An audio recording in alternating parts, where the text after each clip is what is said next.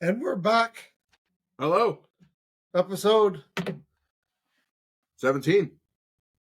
Welcome to the Double D podcast. Hey, how you feeling, Doug? How are you feeling? D's.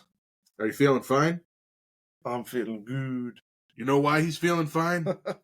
Because it's the end of the fucking world, and we feel fine. Let's elaborate It's on in a that. movie. It's a song. Oh, But- right. But it's about the end of the world. It is. That's how it starts. With R.E.M.? earthquakes, birds, snakes, and airplanes. I don't know the lyrics. I think that's pretty close, though. Actually, it might be. I don't know. I think we just got censored. Oh, shit. Because I have such an angelic voice. Because you're saying, oops, sorry about that, folks. Apologies. I also apologize if my voice sounds rotted and nasally, as I am currently dealing with the sinuses. So we're talking about shit hit the fan movies. Shit hit the fan movies? Shit at the fan movies, End of the World. Apocalypse. Except we're not going to talk about The Last of Us, because we did a whole episode on that. We did. I wrote down a list of some of the ones we've already talked about. Not at great length, but I mean, The Last of Us we talked about at great length. But I Am Legend we talked about Yeah. a bit. The Stand we talked about a fair deal with the Stephen King episode. Last of Us, Dawn of the Dead, and I mean, there were a couple Dawn of others. the Dead. Which one's that? Dawn of the Dead, the zombie movie. One of them all. Oh. I feel like when we were talking about zombie movies, I kind of went and did a bit of a deep dive in the, not a deep, but Yeah, I think I remember that one. I think I might have been in it. Okay, next.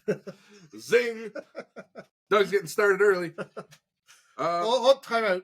Oh. Talking about getting started early. Oh shit! What's under the fucking fridge? What's under the fridge? I mean, the tree. I fucked it up again. That's one of the best. I laughed so fucking hard going back watching that because you thought It's afternoon, so it probably just timed itself out. And we're recording again, and we're back, so we're lucky. I wonder how much of that we got. Well, right to the end. Okay. So anyway, What's under the fridge? let's start there, because that's a damn fine place to start. I gotta tell you, I don't know if I clipped that. Did I clip that part? What? No, I didn't. No, did I clip it from the TikTok? Because I don't have access to the full video that you have. I don't know. But that clip, oh my god, so fucking funny. What's under the fucking fridge? And as soon as I said it, I'm kind of like, what's under the fridge? What the fuck? I like the look of this. I like the look of this because it feels very end of the world. Space Invaders. Sweet. Done and done. Prepare yourself for an invasion of cosmic flavor. The sky's the limit, only for those who aren't afraid to look up. Wasn't that an end of the world? Don't look up. Yeah, I've got that on. I got that on the list. Defend yourself. Yep, it's in there. Have you seen it? Yeah. It was good. There isn't a whole ton I remember from it. Leonard DiCaprio's in that, right? Yeah, Leonardo DiCaprio, Jennifer Lawrence, Jonah Hill. I like calling him Leonard. We're not Leonard. Level. Good old Leonard. Yeah. It the scene at the very, very, very, very end. It was almost like a post-credit scene where they end up on the alien planet. Do you remember that? All the old people, right? All the only people that got saved were like fucking old people. They all come out. It was almost like spoofy, wasn't it? It was, because they come out onto this weird alien world. They're all completely naked, and they're looking at all this incredible greenery and all these incredible animals, and one of them looks like a big, like, fucking ostrich, and it just snaps up one of the main antagonist political people and just fucking kills her and starts eating her. I was like, wow, that's one way to end it. Uh-oh. Is it no, it smells hoppy, actually. It smells hoppy. I have to go with you. Oh, yeah. I got one nostril working. No, that's the wrong game. It's all right. Space Invaders.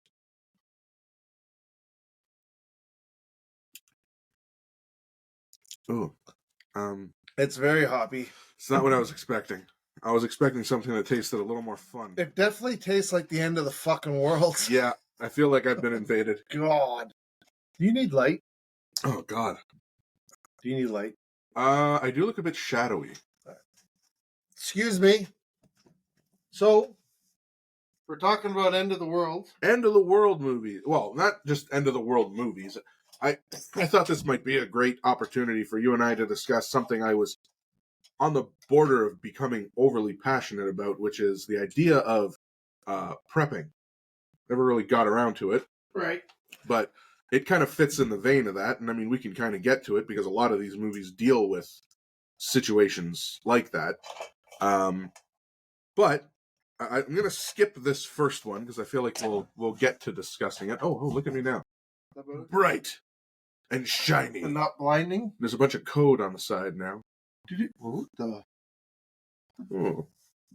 Is that the Leave the World Behind hacker code? Yeah, looks like it.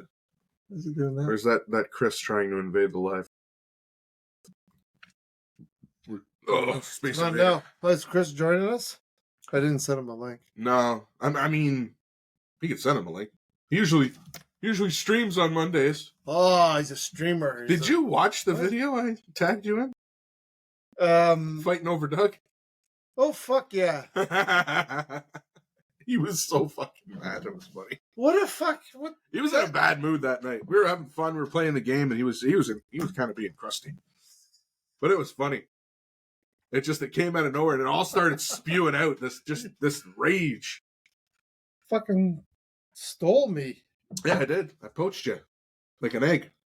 Apparently. Well, to be fair, I mean, I became friends with you through Chris. Yeah.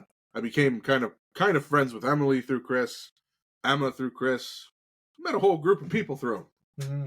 He's fun to be friends with too, but I mean, you know, this is Doug we're talking about. Well, I mean, you live fucking around the corner for one. There you go. Proximity. You know, it's like when you're in college and you got these great friends that you think you'll be friends with forever, and then you stop going to school together and you just kind of slowly... I'm not sure what podcast we were going to do together, but I guess I said it at some time. Well, I remember him and I were talking about potentially doing one, and like, you know, maybe all three of us, and well, you would come down there with me, and then we always kind of talked about doing one, but eventually it took him a while to get going. Just like the little girl and Leave the World Behind. Sometimes you just stop waiting and you go out and fucking do it.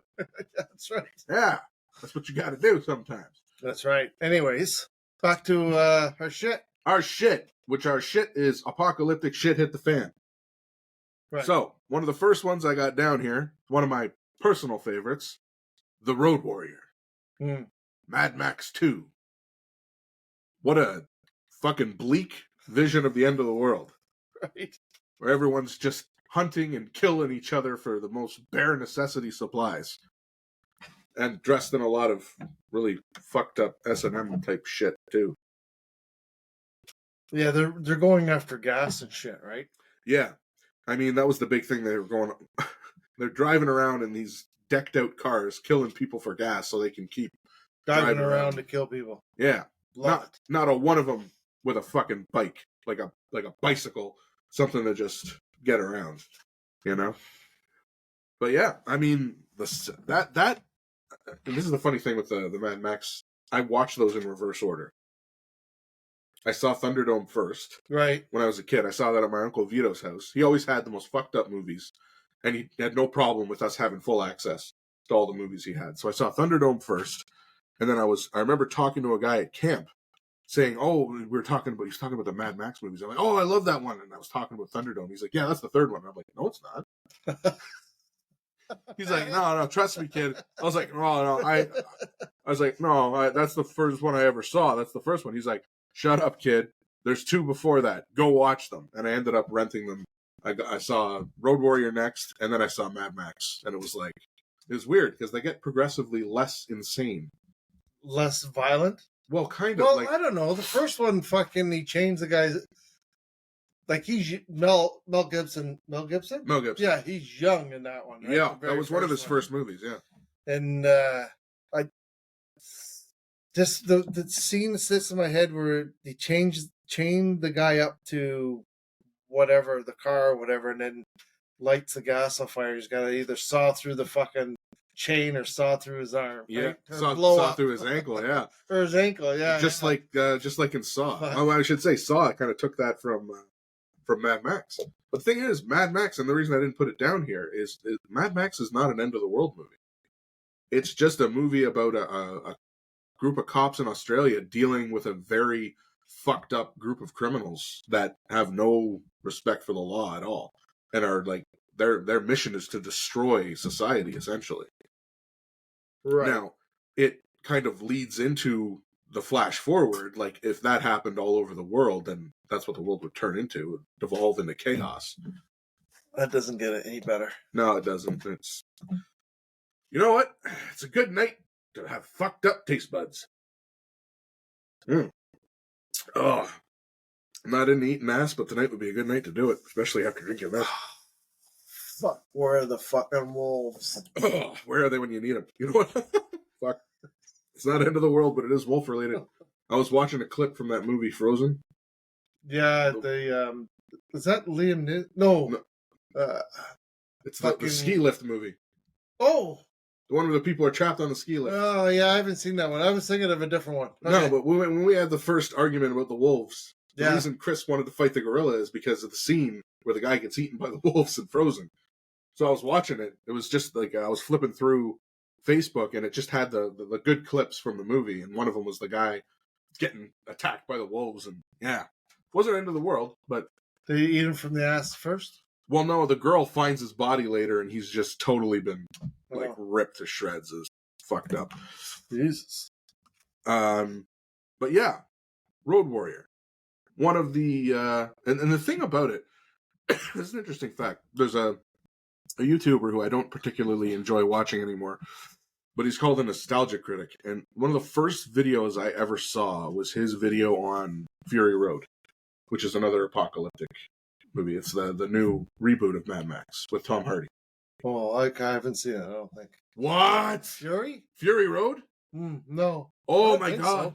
So. Okay, well, Fury Road is it's a fucking awesome action movie. The amount of practical effects, it's one giant car chase.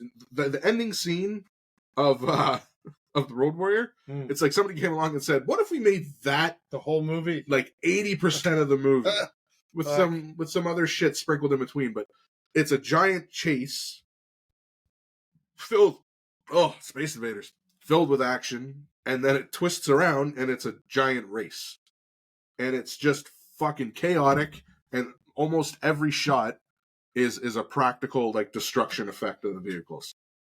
Fury Road's one of my favorite action movies like of all time. It's amazing.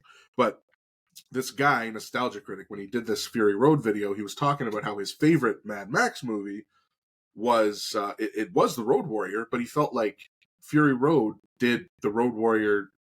It like upped it so much that it's like it's hard to watch the Road Warrior now because it's so dated, and the best part of it has now been completely updated in a way that's different.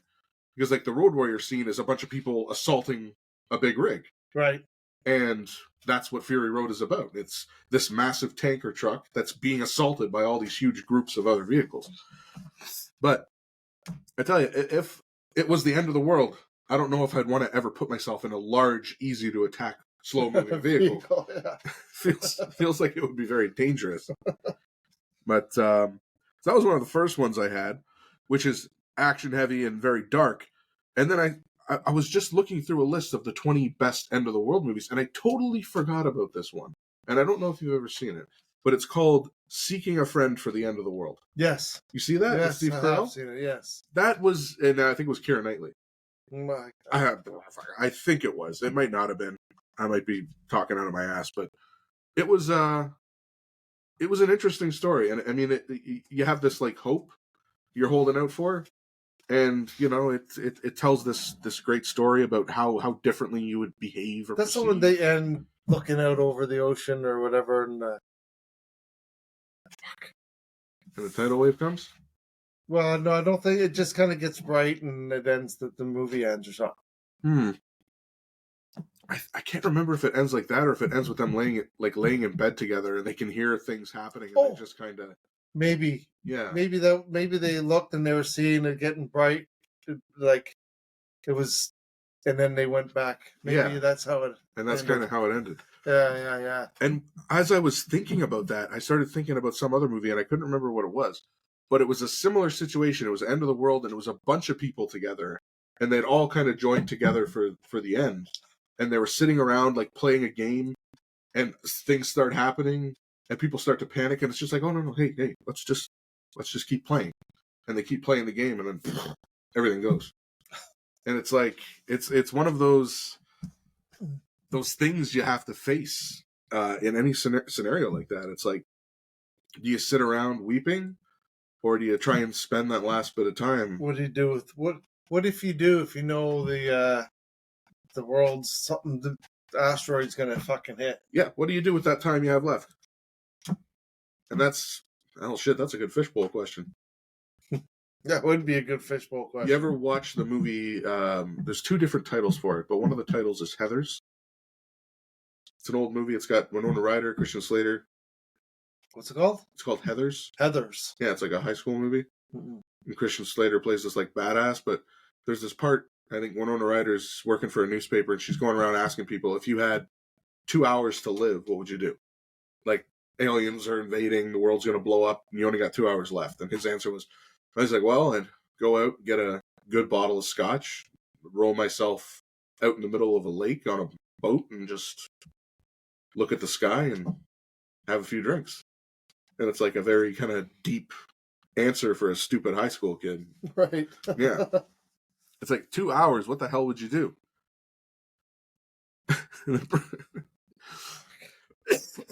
But I'd I go. don't know. The kid would just want to fucking get booze and drink it and watch it end. Have a few drinks, look at the sky, reflect on life, and not be around any annoying fucking people. Yeah. People who ignore me better fucking not be around me if I knew the end of the world was coming. I'll tell you that. Well, and that's the thing. When it's the end of the world, you know everybody's going. When it's just you, you would have a different response to it. It's like if you knew you were going to die in 2 hours, you might not.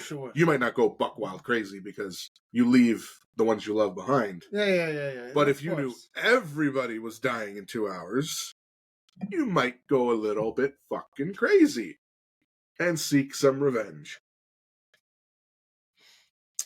Maybe. Just a little bit. No. Seeking revenge at the end of the world. I'd be getting on my fucking Argo and I'd be fucking chasing that fucking guy through the hills of Moonstone. Oh, that fucking guy. He doesn't have a black mask anymore. He's been reduced to a hat. It's quite dashing, though. What else you got there? What else I got here? Here's another one. I really, really like this one. This is more of a drama. It's called Take Shelter. You ever watch that? I don't know. It's got Michael Sheen in it. Not Michael Sheen, sorry. Is it Mike? No, not Michael Sheen. It's shit. What's the guy's name? Fuck. A creepy looking dude. He played General Zod in Superman. Something Sheen. Maybe it is Michael Sheen. Something in the Superman movie. I don't know. Anyway, it's a story of a guy who has visions of the end of the world. And he can't stop them. He's having these fucked up dreams about this like poisonous rain coming, and he becomes obsessed with doing something about it. And at the same time, he keeps having, like, the first one he has a dream about his dog trying to kill him, and he cannot get past the fact that it could happen. So he starts locking his dog up. He like builds a kennel, and he does not go around his dog. He does not trust his dog anymore. He's now, like, his mind is kind of broken. He's fucking terrified of his dog. Jeez. And when he starts having these dreams, he goes to his psychiatrist. And one of the things he's never talked about in his life is his experience with his mother going crazy. Because she went through something similar to what he's now starting to go through. Where she started having dreams about things and became obsessed with them. And I think his mother ended up trying to like kill him when he was a kid. And she got locked up, and he didn't have a relationship with her after that. And now he's dealing with this terror that it's going to happen to him too, and he might do something to hurt his family. Or he also can't escape the idea that what if his dreams are right? What if the end of the world is coming and he needs to do something to protect his family? So it becomes this mental struggle of trying to figure out if he's having premonitions or he's slowly losing his mind. And it's very well acted. Shit, I cannot remember the name of the fucking guy, and that bothers me because he's a fantastic actor. And I should be able to remember his fucking name. I think I've mentioned him on here before. Take Shelter. It's a great movie. It's been out for a long time.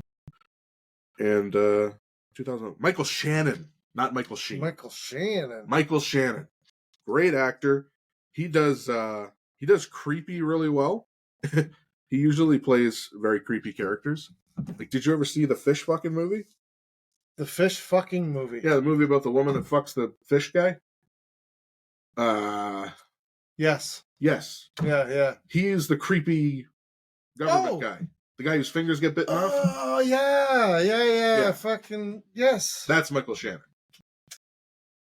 And he almost always plays a creep. He's got a look. Yeah, right. He played, he's played in a lot of shit I've been watching lately, actually. He shows up a lot.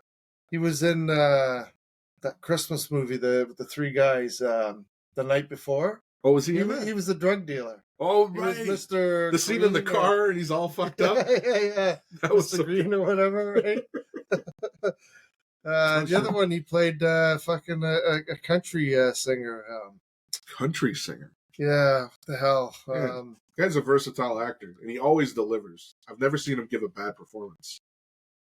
Even in that shitty Joseph Gordon-Levitt movie, Premium Rush, even in that he was good, even though the movie was ass. Michael Sheen? Michael Shannon.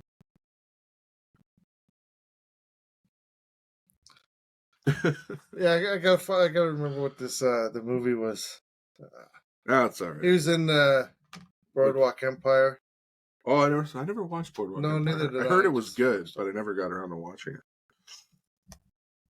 That's a problem. There's so many damn shows that I want to watch, but it's I need a friggin' a chamber where time slows down and I can just watch shit. Yeah. Sadly, no. So this next one is probably the most depressing apocalyptic movie I've ever seen. It's what I call the ultimate feel bad movie, because you don't feel good while you watch it at all, except maybe for a couple of scenes. But it's called The Road. Never heard of it? The Road. I don't know. The Road.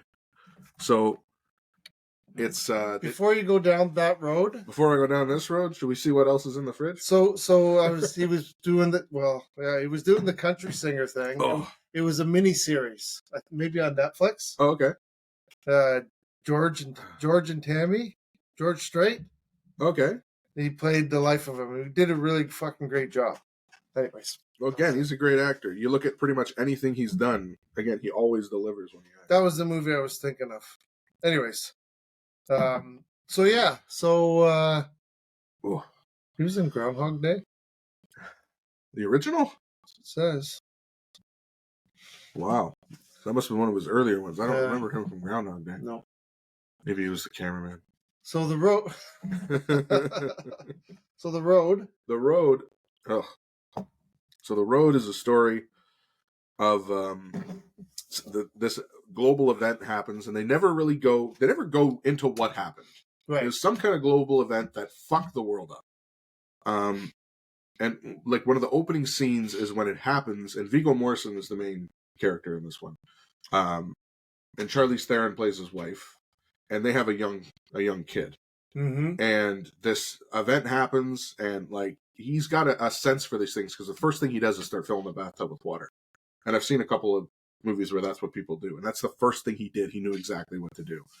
And then it keeps flashing forward until it gets to the point where it's in the present, and the world is completely fucked. There's hardly anybody left because everything fell apart so fast. You can barely see the sun. Everything feels like it's wet and damp everywhere they go. They're wearing just layers and layers of clothes. Everything looks dirty. And this guy is just desperately trying to protect the innocence of his son in this completely fucked world, where everyone you meet is potentially trying to fucking kill you to take what you have. Right. Yeah. And he's taking the kid across the country or something? Yeah, they're trying to get across the country to get I've to... seen it. Yeah. Oh, you have seen it? Yeah. Yeah. It's not a feel-good movie. No. Doesn't end well either. Well, not for him, anyways. No, not for him. But I mean, the ending, there is a certain tenderness to it. But yeah, no, it's a sad movie. It doesn't leave you feeling great, but it's really well done. It's effective storytelling in it. Oh my god, the visuals in it. Some of the shit that they come across, so fucking cringy. Oh. Yeah, The Road. Yeah. There's so many fucking movies that I kind of like end of the world type movies and shit. Yeah. Like that kind of scenarios, but there's so many of them. There are. I can't remember the fucking titles. Well, they might pop into your head. I mean, like that one. As soon as you told me the plot and everything, it's like, oh yeah, you've seen that. The one with the basement full of people that are being slowly eaten. Some bad shit going on right there. Ugh. So after that, I come to one that I find is this one, and you've probably seen this one too. This was a great movie. Children of Men. Yes, yeah. That one has this unique end of world element where it's like, yes, it's the end of the world because no more babies are being born, but everyone still has to go to work. Like, society didn't collapse, but hope was lost. Like, that hope for humanity is kind of lost. Right, because people couldn't have children or something anymore, right? Yeah, women couldn't get pregnant anymore. The last baby in the movie, the last baby had been born like 18 years ago. Right. And then there was this huge tragedy where like the youngest child in the world died by some stupid freak accident. Right. And he was like the last baby that had been born. Yeah. Yeah, and then by some fucking miracle, this girl gets pregnant. Yeah. And it's like, is that a symbol of hope? Is that a sign that things might change? But everybody still has to live because everybody's still going to live like 80. The youngest, till they're 80 or whatever, so they still have to. Yeah. Yeah. And like he's still, like, society still kind of works. Yeah. But everybody's fucking depressed. And everything's shit. Like, there's probably, like, in that world, there probably aren't people making movies anymore. There probably isn't a lot of people making a lot of music anymore. I mean, they might still, but it wouldn't be the same. Right. It would have this. Because it's not going to carry on to anybody else. Space Invaders. Yeah. It's not a good beer. I'm sorry, Space Invaders, but it's not my thing. I mean, no. If you like really hoppy beers, if you love the hoppy beer, Space Invaders is for you. Space Invaders. Hey, good. Whew. Oh, that one made me need the tea. Oh God, Space Invaders. So you skipped over. No, I didn't. Going back up? I didn't. I got the only one I skipped over is Leave the World Behind because I figured that's the most recent movie we both watched in this category. We can kind of come to it at some point. No, so we did Road Warrior, Seeking a Friend, Take Shelter, The Road, Kingdom of Men. This is one of my first mindfuck movies. 12 Monkeys. Oh, yes. Fucking 12 Monkeys. And it's interesting because it's an end of the world movie and it's a time travel movie. Right. So it's got like dimensions of fucked upness. But that's with Brad Pitt. Brad plays the fucking the Looney Tune in the Looney Bin. Yeah. But no, it's an interesting end of the world movie. They don't focus too much on what the world turned into. You see some of it, but the majority of it is just a fucking, I don't even know how. Bruce Willis in that too? Bruce Willis is the main guy, yeah. Is that where they're underground? They come up to they have to come up to the surface to try and they look for clues and stuff, but they can only stay there so long until they have to go back there. Yeah, because the virus wiped all the humans out. Some of the animals are still alive. Yeah. And they keep sending people back in time to collect evidence to figure out where the outbreak started. Right. And the mind fuck of that whole movie is the whole airport scene. Once you understand, yes. Once you understand that, it's just like, oh my god, the implications, the trauma. Yeah. It's so fucking dark. Yeah. But that's a great. That's one of the great Bruce Willis movies. I feel like he still gave a shit when he did 12 Monkeys. Shortly after, you could just tell he wasn't bringing it anymore. Mm. You know. But yeah, that's an interesting end of the world movie, and that's like somebody intentionally wanted to fuck the world in that. Mm-hmm. You know, the fear of the biological outbreak. This one I'd be interested to see if you'd know. This is an older one, and I saw this completely by accident one night watching on TV, and it's called Miracle Mile. Don't think so. It's back in 1988. I think Judge Ryan. 1988. 1988. And it's not a big Hollywood movie, but it was an apocalyptic movie. Came out in 88, kind of went under the radar. And then when I feel like when the apocalypse genre of movies became popular, people started looking for older movies that were about it, and this one kind of resurfaced. And the premise, the whole setup is very interesting. It's about a guy on a first date, and or he meets a girl at a bar one night. Not at a bar, he's at a diner or something, and he meets this girl, and they start hitting it off. And he's standing outside, and he's by this payphone, and it just rings. And he goes over and he answers it, and it's some guy panicking out of his mind that they did it, they fucking did it, it's all over. And this guy thought he was calling a friend of his, and he called a random payphone and basically tells this guy, the world's about to fucking end. The bombs are being launched. Like, it's all fucking ending tonight. Nice. And the guy gets off the phone, and I can't remember what the guy said that makes him believe that it might actually be happening, but he believes it's going to happen. And he tells everyone at the diner, and they all start freaking out, trying to figure out what to do. And his first impulse is, I got to find this girl that I just had this connection with, and me and her got to get the fuck out of the city.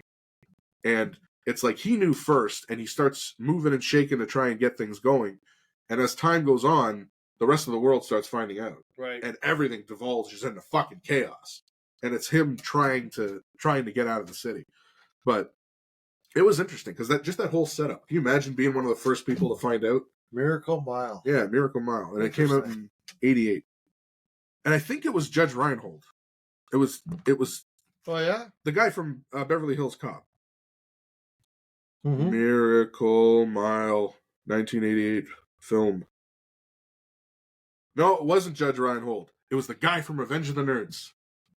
You ever see Revenge of the Nerds? Yeah, of course. The guy who plays Lewis.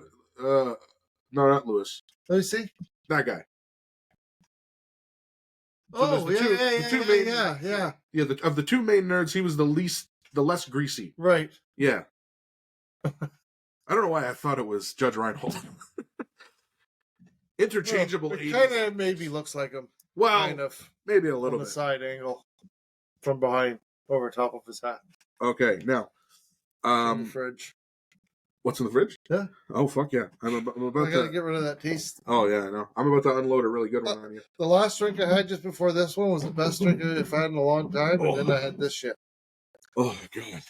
What's under the tree fridge? I feel like the last like 4 beers we've had on the podcast have not been fucking good. They've not been good. They're making me crave the lamb chop. Well, you know how we have like a good fucking a rotten fish pile and a good fish. We need a rotten fucking beer pile too. Yeah. Fuck. Yeah, we got to. Oh, the only thing is, can you remember just by looking at them which ones were good and which ones were shit?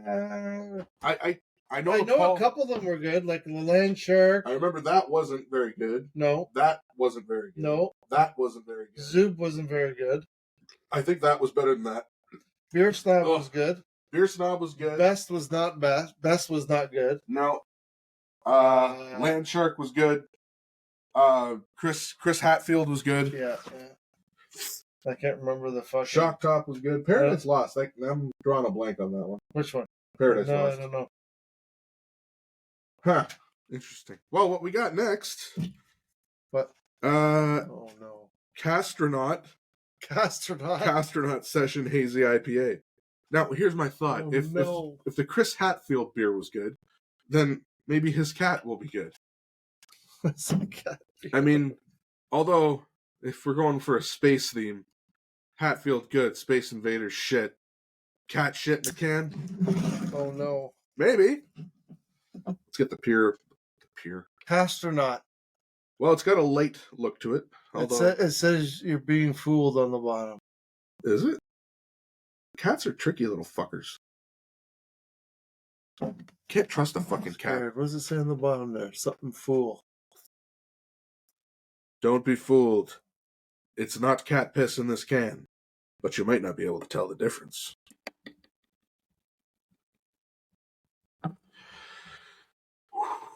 Oh my god. Putting a lot of trust into this can. Refined Fool Brewing. Foolishly good beer. Oh, I'm looking at that can and it looks like it was... Oh my god. It looks like it was made in someone's basement. That might not be a bad thing. This is almost as bad as my fucking kids' Christmas fucking decorations they made at school. You know what? You got to treasure and honor that stuff. Well, we do. I love that you put it up every year. That was Mitchell's. He's 34 now. Oh, it still goes up every year. That's what you got to do. Well, hey, to Mitchell's Christmas decorations. Oh, shit. And to Chris Hatfield's cat.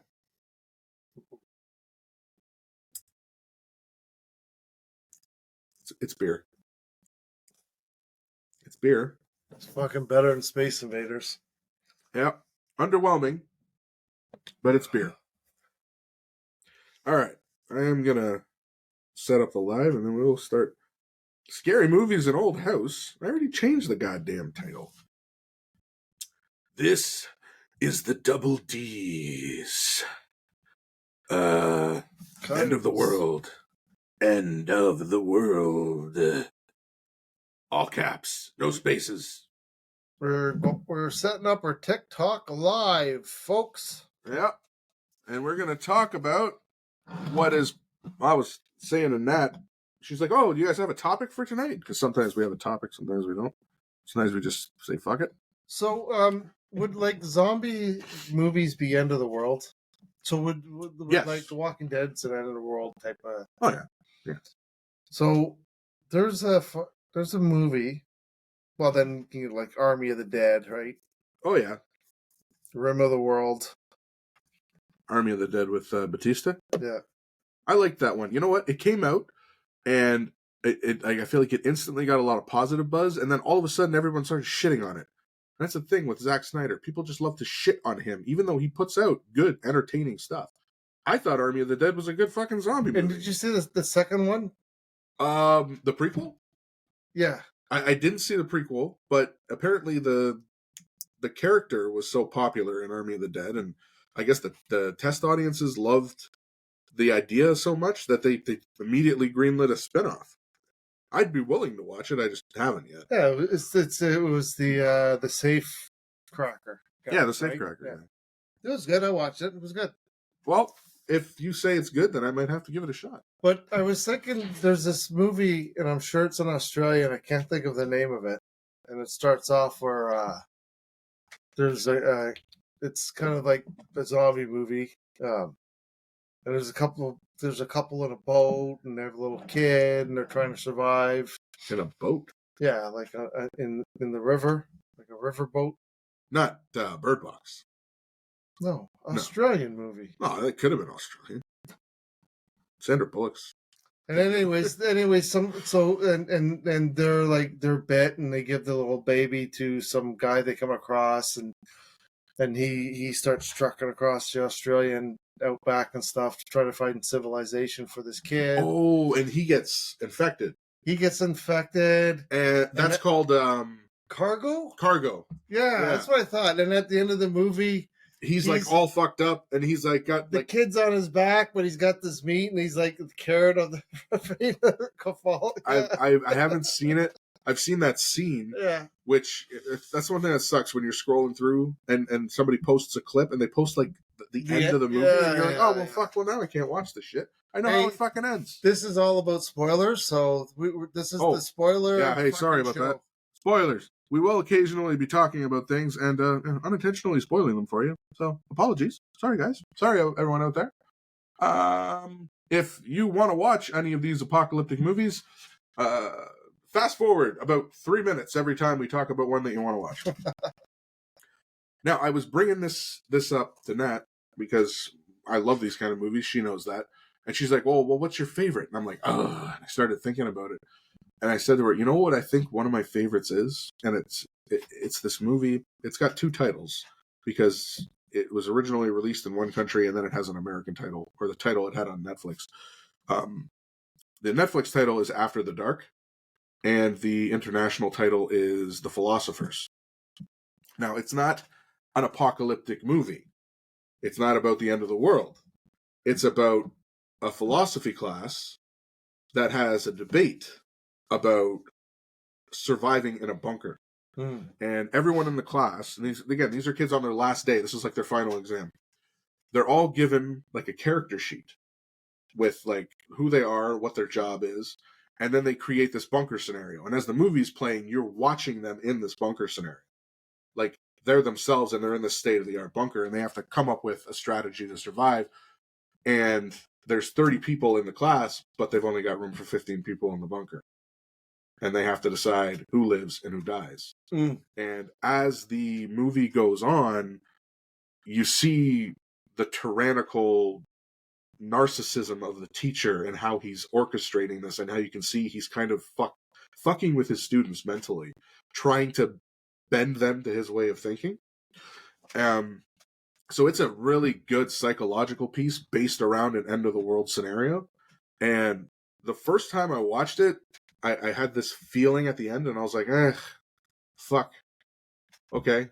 And then I watched it again, and the message hit me in a totally different way. I had a more open view of what the kind of main character was going for. Like, when you think about an end of the world situation, do you want to rebuild the world if everything goes to shit, or do you want to enjoy the time you have left? And that's what a lot of people come down to that thought. Like when I used to talk about prepping with Nat, she's like, okay, so let's say you turn that room in the basement into a bunker, all right? You get it set up with air, water, and stuff to survive. She's like, how long would you want to fucking live in that thing? Right. Like, how long would you really want to survive in a hole in the ground? And I was like, well, shit, for as long as I can. Yeah, right, but those Space Cat. You know those bunkers. Those bunkers are just to get you by the worst part of the fucking whatever's happening, right? Yeah. To get you by that worst part, so you can come out when it's safe and thrive. Yeah. Right. That's what a bunker's for, not to live in for the rest of your life. It's like which one is it? Cloverfield Paradox or 10 Cloverfield Lane? Yes, 10 Cloverfield Lane. Is that on your list? I got that. It's second from the bottom. With John Goodman? Yeah. Well, that was kind of like that story I had about the girl being locked up in the cage. Yeah, and then the EMP goes off. Yeah, but he's down there and he keeps telling, well, it's destructive, even though he's kind of weird and they capture and everything. But she thinks she gets out and she finds out, oh, fuck, it is the truth. The aliens are fucking attacking the Earth up there. Yeah. That's a great one. And that's a great psychological one because you don't know if he's telling the truth or full of shit. Yeah. At first you think he's telling the truth, and as it goes on, clues are coming back on, oh, this guy's fucking just kidnapped her. Like, yeah. Shit, right? He's the one who ran her off the fucking road. Yeah. And then when she finally does escape, it's like, holy shit, he is telling the truth. Yeah, this big fucking aliens. Oh, spoilers. Sorry, guys. Oh, there's only one person in here right now. Let's see if we have anybody. I know there were some people on before. Oh, Keeks, no vacancy. See, we can't have you come in if there's no vacancy. Well, maybe she'll come by later. Oh, 422 likes. Thank you to whoever that was. We're in here talking about apocalyptic movies. What did she say? Oh, somebody loved us. I love you guys. You guys are so smart. You don't know us very well. No, you don't. Outbreak. Ooh. Dustin Hoffman. It's another Morgan fucking Freeman. monkey one. I want to just name off actors now. That's a great one, yeah. And that's that, yeah. That's one of that's like one of the first icky virus movies I remember watching when I was a kid. Yeah. Where it's like, what an awful way to die. Yeah, because the monkey gets out and the guy finds the monkey, and then he carries and he gets sick from the monkey, and as he travels, it fucking just goes around. It infects. So and then the infection pops up in two spots. Mm-hmm. And they're trying to. The little girl. It came to her window. Yeah, the little girl doesn't get infected though, but they find out when they find out what. Oh, that's when they find the monkey. Yeah, they find out what the monkey looked like, and then they put it on the news, and the mom sees all the pictures that the little girl's been drawing because she's talking about her friend in the woods, and the mom's just like, "Okay, whatever, kid, you're nuts." Yeah, and then they end up. Yes. She calls the government. That's how they find it. They have to trank the little bastard. You know what? The one scene that fucking freaked me out is when they were all in the hospital and they're all wearing the fucking gowns and shit. Yeah. Well, there's that one guy that gets he cuts his finger or whatever. Yeah. Right? And he fucking gets infected and eventually dies. But there's the one thing where they fucking realize that it's fucking airborne. You know that was Kevin Spacey, right? Huh? You know that was Kevin Spacey, right? What? The guy that got pricked and then eventually dies. Oh, good. Yeah, there you go. Good for him. Good for him. Vengeance, justice. Bye-bye, Kevin. But when Dustin Hoffman, he's looking up at the fucking air grate, and he realizes, and it goes back through the air grate into another room, and there's a patient there. He coughs, and the little water droplet goes down, and up into the water, and then down in the other room, and he's like, "Fuck, it's airborne!" It's like, holy fuck. That was a creepy one. The movie theater scene was fucking creepy too. Yeah. When he's coughing in the movie theater and you just see the particles going out and spreading to everyone in the movie theater. Ugh. And you know what the spiritual successor to Outbreak is? COVID. Contagion. Oh. Did you ever see Contagion? Yes. Contagion gave me Outbreak vibes. Contagion. It like for weeks after I watched that movie, I couldn't touch my face.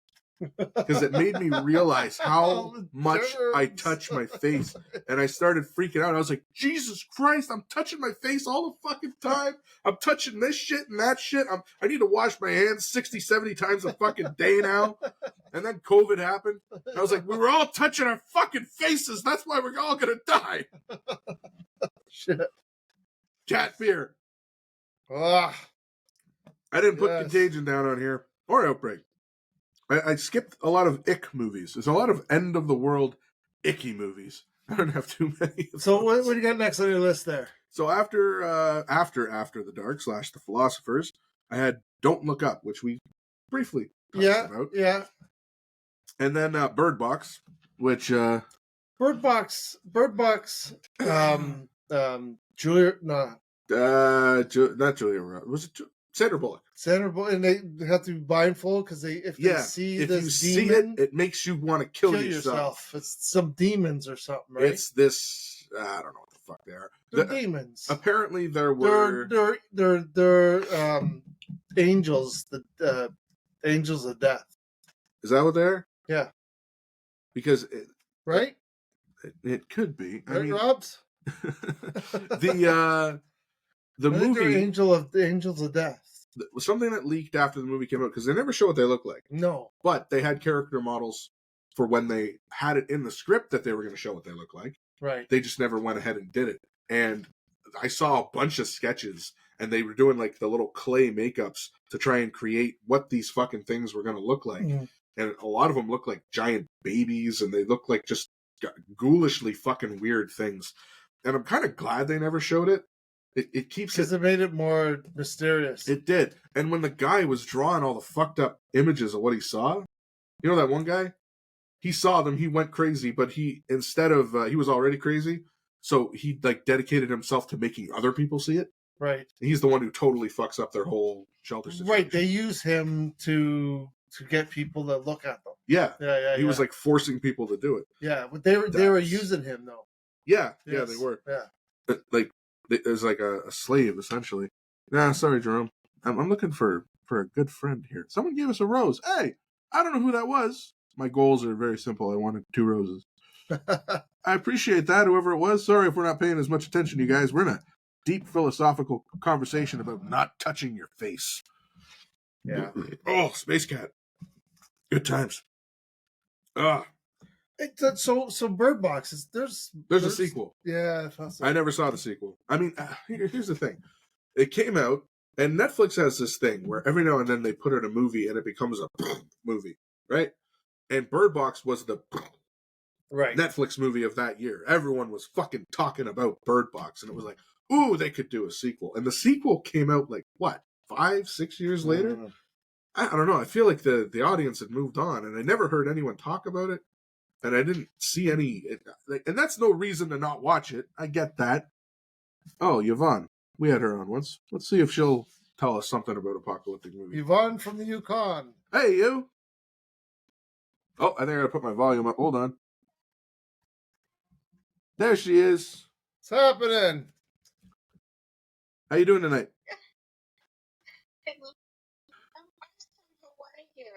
We're doing very good. We're having a podcast segment. We're talking about our favorite end of the world movies. Do you have a favorite end of the world movie?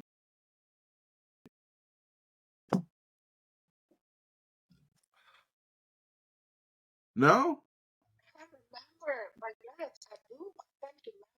You're so positive and upbeat. I don't think you would ever watch movies like this. I watched one, but I was it Joanna who I watched,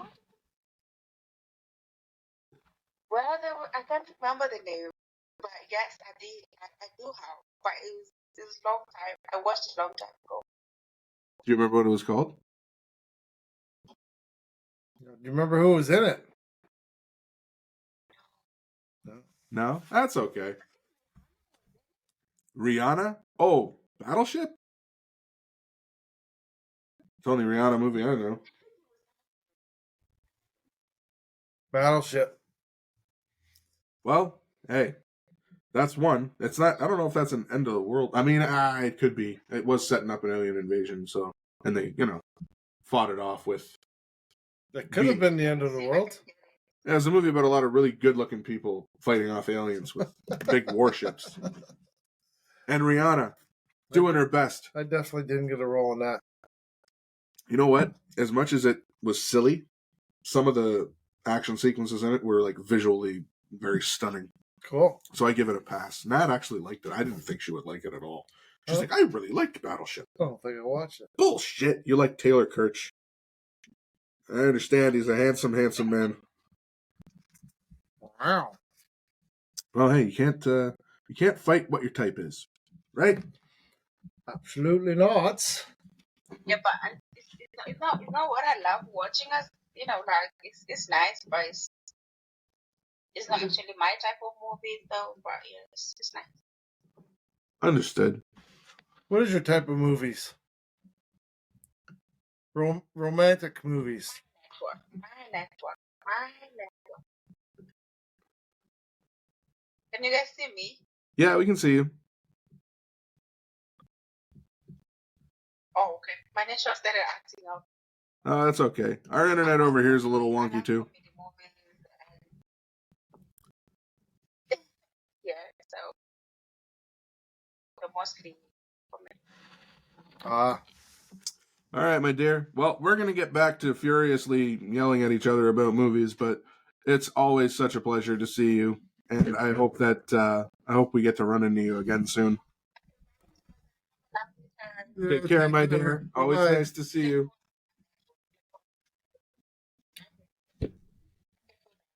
Bye, my dear.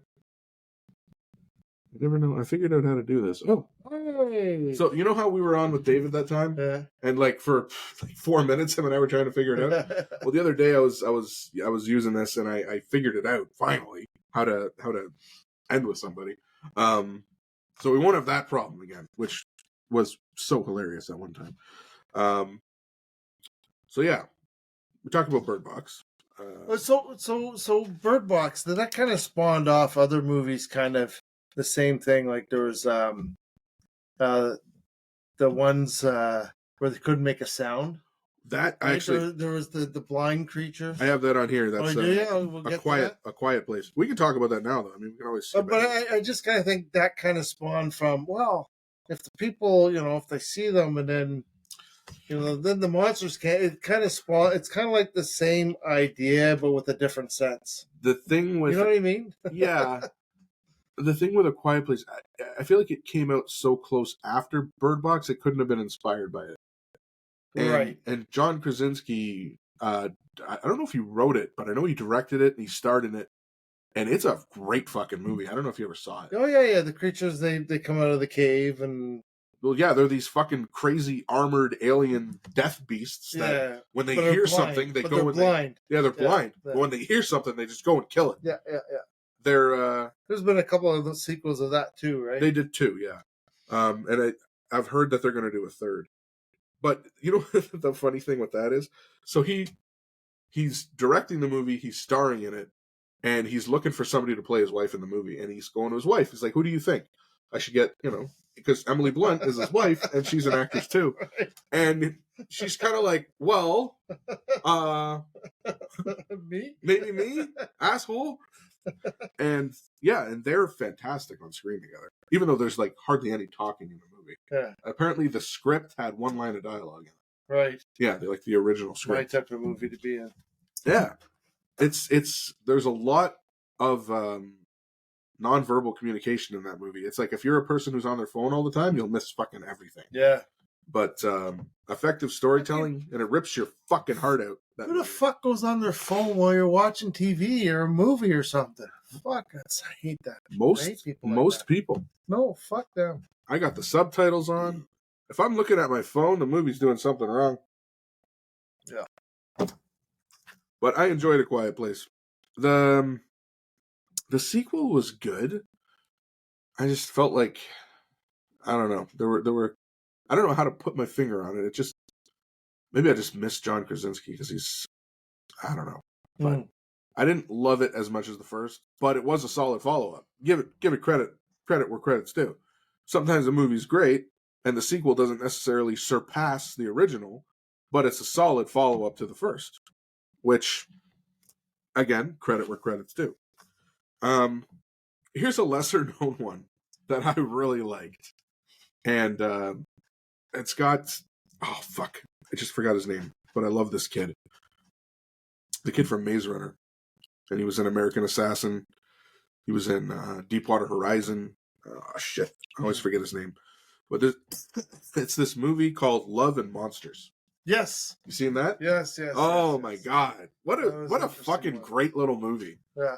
And so much in it is like the creature creation is so creepy. Yeah. Some of those friggin' monsters, the fucking thing in the pool, that big frog thing, the centipede thing. Oh. Yeah, that was a good one. Yeah. And Dylan O'Connor. I want to say that's his name. I really enjoy him as an actor, and he played that character so well. And the tension, the fucking scenes with the dog, I was like, I don't know if this is the kind of movie where I'm going to have to watch the dog die. So every scene with the dog, I was just like, when the centipede was wrapping around it, I was dying inside. But no, I really like that one. Yeah. That's a good one, yeah. For sure. This next one, I can go back and forth with it. And I feel like I've never gotten a chance to really debate this one, because I haven't really talked to many people who have seen it. And it was a hot button movie when it came out, because everybody was fucking raging about it, because everyone was shitting on Chris Pratt. But The Tomorrow War. The Tomorrow War. Chris Pratt. Yeah. Tomorrow War. I've seen The Tomorrow War. I'm sure of it. Yeah. You have to tell me more about it. So it's a movie about a scientist. He's at a party. They're watching a soccer game, and this big fucking portal opens up during the soccer game, and all these soldiers walk through the portal and basically say that they're from the future.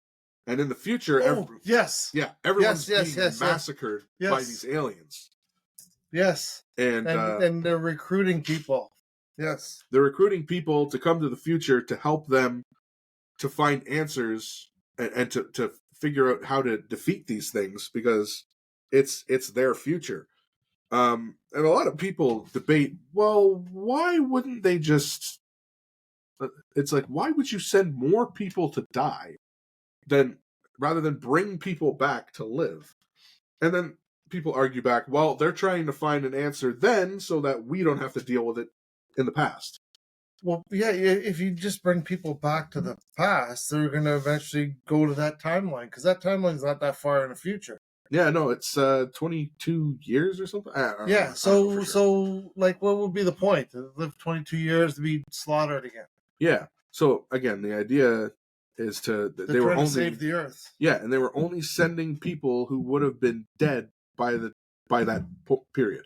Right. Yeah, and it's got some solid effects. The creature design, those white spike things are fucking scary. Like, and the first time you see one, the first couple of times, they come across as damn near invincible, and then as the movie goes on, they become increasingly easier to kill, which is how a lot of movies work. It's like, and then eventually the main characters are just blah, blah, blah, blah, blah. So what, people don't like Chris Pratt? When the Tomorrow War came out, there was a lot of hatred towards Chris Pratt because he was a white man who had very Christian values. And apparently, fuck you, Chris Pratt. You're celebrating Christmas? Fuck you. Like, in the movie, anyway. So, there was a lot of... Okay. There was a lot of backlash against Pratt at that point, and it's like, dude, the guy, you attach him Isn't to a project... he married to one of Arnold Schwarzenegger's nieces or something? He might be now. One of the other reasons people have dislike for him is he used to be married to Anna Faris. Oh. And they had a kid who had some... difficulties, and they ended up not having another kid. He said he didn't want to have any more children. They got separated. He ended up with someone else and almost immediately had another kid. And it was almost like people thought he was a piece of shit because he broke up with Anna Faris because their kid had disabilities. And it's, again, like, when he was having his next kid, they asked him some questions, and he said, I just hope my kid's healthy. And it's like, any parent would say that, but they all start shitting on him because they're like, you're saying that because your other kid wasn't. It's like, any parent would say that. How many movies and shit, and the kid's born is like, 10 fingers, 10 toes, whatever, right?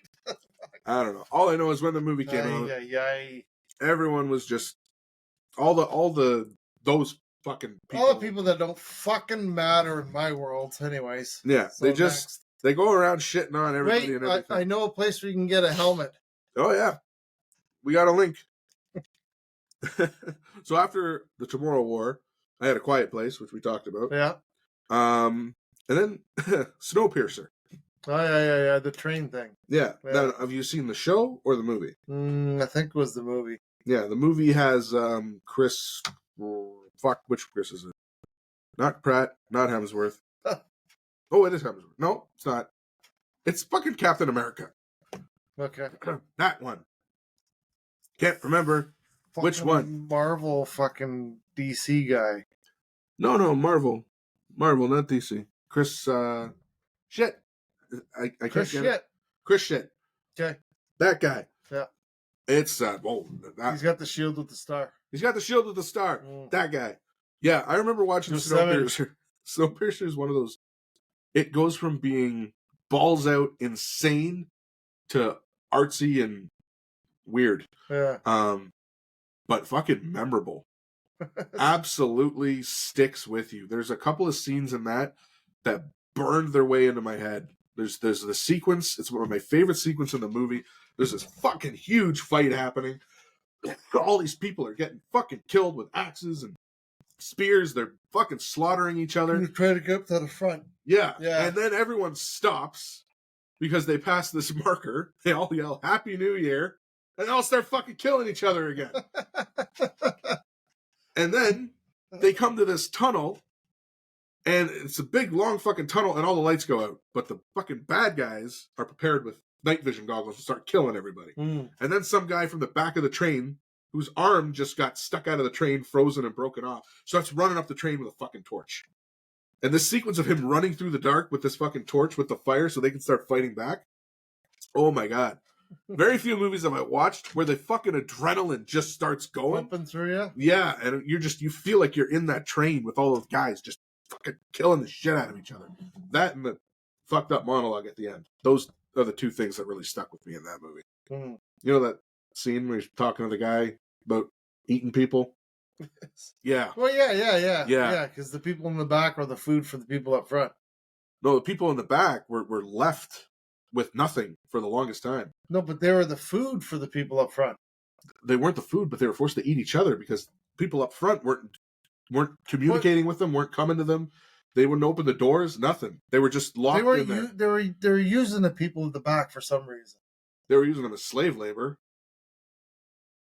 But they had other things going on. They eventually started basically feeding bug mulch to the people in the back. Right. To keep them alive. Right. But at the beginning, when he was talking about when everything first started, when all the food ran out, they started, the weak would be eaten by the strong. Right. I thought the people up front that was their food source or something. There was, I don't know if that was a thing, but there was a fair amount of cannibalism going on that train. It was pretty fucked up. So speaking of trains, Train to Busan. Train to Busan. Busan, the Korean one. That was really good. Such a great fucking movie. I love that. I could talk about that movie all day. I actually didn't put it on the list because I wasn't sure if you'd seen it. Yeah. And again, it is a zombie movie, and I feel like it deserves a full shake as a zombie. Like I don't know if we mentioned that in the. Did we have a zombie themed one? We haven't had just a zombie themed. No, but we've talked about a lot of zombie movies. Yeah. But Train to Busan is so many different genres, right? There is. We talked about what our favorite genre movie was when we did the horror movie one, I think. Yeah. Yeah. But I mean, zombies could be horror. True. Well, most of them are. I mean, there aren't many zombie comedies. And the worlds. I mean, it kind of the whole thing kind of falls into they cross over, right? They do, yeah. But yeah, Train to Busan is one of the better zombie movies I've ever seen. Yeah. It got back to what really makes those movies scary. It was good. And it rips your guts out, the whole movie. Like literally, people are getting their guts ripped out, and you as the audience, you're just having your guts ripped out that whole friggin' movie. Especially the last 20 minutes is just but very well done. Scary fucking zombies. Yeah. And the scene with the three of them fighting their way up the train. And each car is presents a completely different challenge. Yeah, yeah. That's a great sequence. Great the sequel was complete shit, though. The sequel was, although I enjoyed it as a zombie movie, it wasn't something I'd put on to watch again. It's a love letter to my 13-year-old self because the action in it was so. It was like they made the first one and they thought, wow, what a great zombie movie. And then they're like, let's do a sequel. But hey, first, watch Fury Road. Then watch every Fast and Furious movie. Then write a script. That's right. And shit all over it. Completely miss the point. And make the effects awful. Now we got a sequel to Train to Busan. Yeah, I didn't like it at all. It was ridiculous. It had some good moments, but the driving sequences were it was like they were trying so hard to be Fast and Furious and Fury Road. They were trying to make it more for a Western audience. Yeah. And that's where they lost me. It's like the charm of the first one was that it didn't feel like a Western movie. No. It didn't feel like something made in America. It felt Korean. But you know what? You can still enjoy the first one and just kind of. I fucking paid for the second one. That's what pisses me off. The only way to get it was I bought it on my PlayStation. That'd be even worse. That's the thing I think that irks me the most is that I fucking paid. Yeah, I bought it. That would not be good. I'll get over it. I will not let it destroy me. So we did Snowpiercer. We talked about 10 Cloverfield Lane. So going back, the last thing I did is actually a versus. Because these two movies, some would say are somewhat similar. They have the same main character, but there's Waterworld, and The Postman. Right. Now, I feel like The Postman didn't get a fair shake because it came out 2 years after Waterworld, and it was another post-apocalyptic with Kevin Costner. Long one. Long one. Very long. It's an epic. But I fucking loved The Postman. I really, really enjoyed it. The Postman definitely was better than Waterworld. Mm-hmm. It was cool because the one scene that sticks out in my head when I think about the Postman is when he was crossing the dam or whatever it was, and he comes up to the guy that was the leader looking after the dam. He's like looking for passage, and it's Tom Petty. Yeah, it's fucking Tom Petty. He goes, "You look familiar to me." He goes, "I used to be somebody, but I'm a nobody now. I'm just the guy looking. I'm just the damn." He's like, "I know you, man. He goes, you're famous. You look famous too. I'm just the postman." Yeah, I used to be Tom Petty, a singer, but I'm nobody now. The world's over. Something similar to that happened in The Running Man with Fleetwood Mac. Oh, yeah? Yeah. You ever seen The Running Man? I don't think so. With Arnold Schwarzenegger? Oh, you definitely must have seen it. The game show movie? Yeah. Fuck, long time ago. Well, when they have they have the explosive collars around. Yeah. And there's that old guy that's helping them take them off, and he is kind of leading the rebellion. Okay. That's the guy from Fleetwood Mac. Oh, is it? And he's talking about how, you're one of the cops that locked up all my friends, burned my songs. And it's like, oh shit. Is he playing Is he playing himself? It's the guy from Fleetwood Mac. I didn't know it. Mick Fleetwood. Yeah. Yeah, it was a nice little cameo there. But, fuck me. And there's so many great parallels in these two movies. Like, the villains in them are so good. I loved how Dennis Hopper was like way over the top, unhinged, but perfect. Probably one of his best performances. As I don't even remember what his name was. Just the fucking he had a name they all referred to him as, like a prophet or some shit. Yeah, I don't remember. But then the guy, and I always forget Will something. The guy who played the leader of the 8. In The Postman, that group. His name is Will something. He does a lot of voiceover work reading Stephen King books. He's got that great, distinct voice, and he's a great actor. He was so good as that fucking tyrannical, like, overlord. And I love the scene where he's like, do you think I was in the army before the world fell?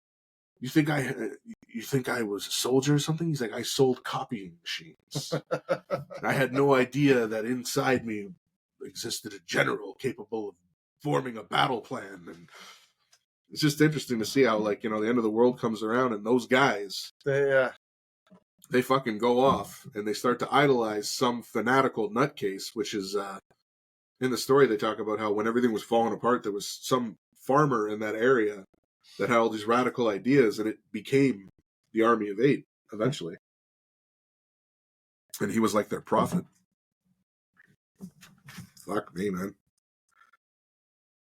Now, I felt like it sucked that the stigma of how bad Waterworld financially flopped just like the Postman. Killed the Postman. It never had a shot. Yeah. I feel like they didn't market it as heavily because of that. But that's one of my favorite post-apocalyptic or end-of-the-world style movies, because society does kind of go on, and that little thing he does with the mail brings it back even further. Like, there were settlements, there were people, they were still playing music, they were still having parties. There was a giant governing oh Jesus Christ, Space Cat. There was this tyrannical army situation, but they found a way to kind of exist together, which they didn't have that in Waterworld necessarily. You look hot, but I don't know. That's what I got written down. So Leave the World Behind. You watched that last night. We watched that last night. Yeah. Well, according to TikTok, everybody watched it last night, because I watched 3 separate videos before coming over here. I was just scrolling through TikTok. 3 separate videos, exactly the same.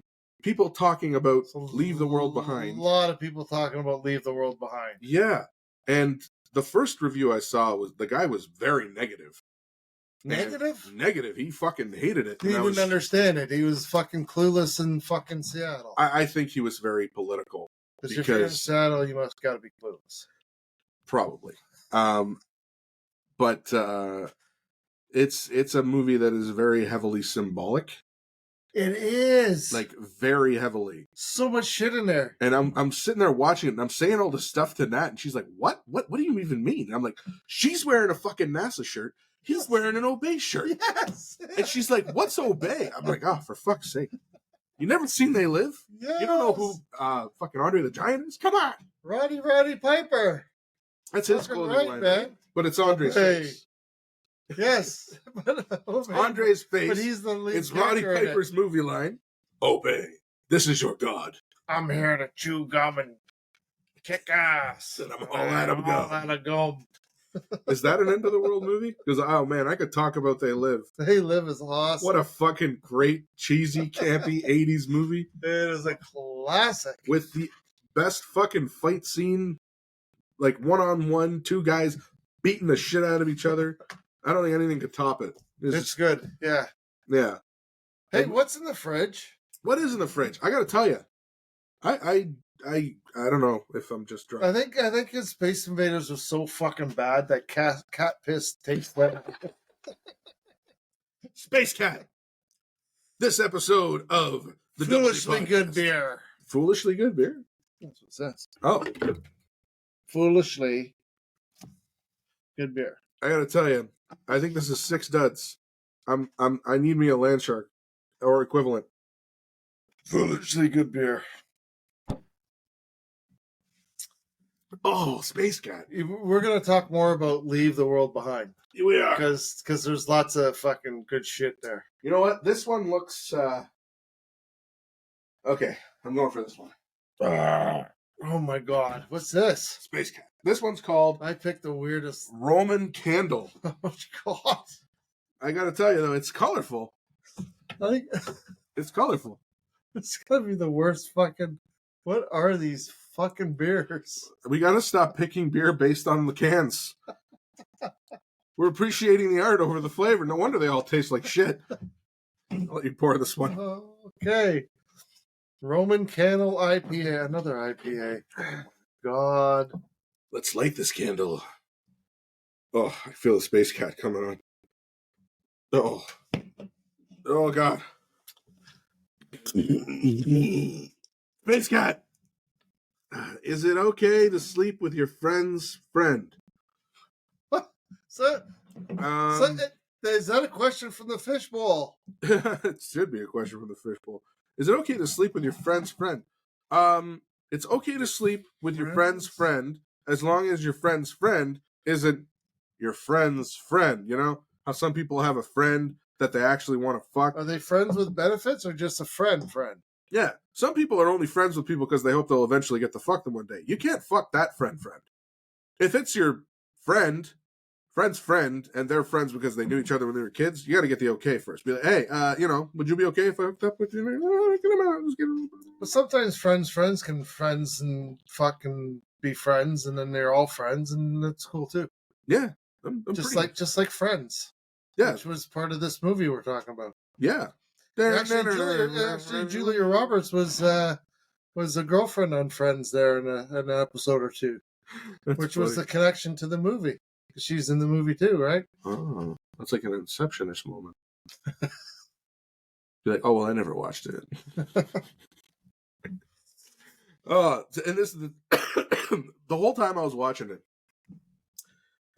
This is the thing I heard. I went into it blind, right? Completely fucking blind. Yeah. I heard everyone was talking about it. My father-in-law watched it, and he's like, oh, you'd love it. And the only thing he said to me is something about preppers.